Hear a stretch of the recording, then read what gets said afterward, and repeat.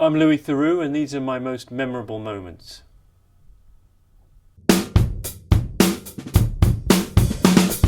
I was exploring the world of neo-Nazis in California, and not a world I'm exposed to normally in my day-to-day life.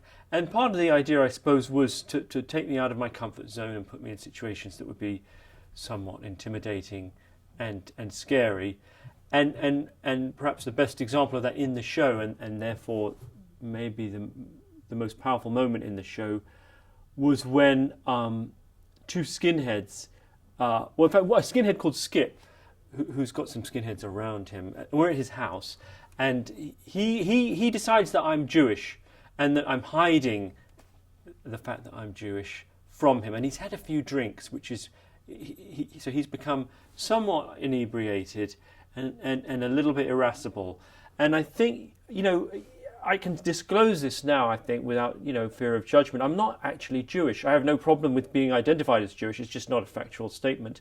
But in the moment, I felt like I'd be letting the side down a bit if I somehow kowtowed to his idea that there's a difference between an important difference between the races in terms of the value of the different races. And so I thought, well, I'm not going to tell him.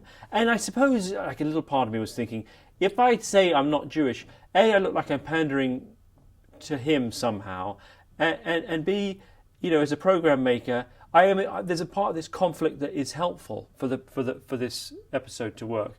I mean, at the time I was aware that I was scared, but when I look back now, you can see me shifting in my seat, and there's a moment when Skip says, all right, turn off the camera. And I evidently appear to think that he wants the camera turned off so that he can then beat me up.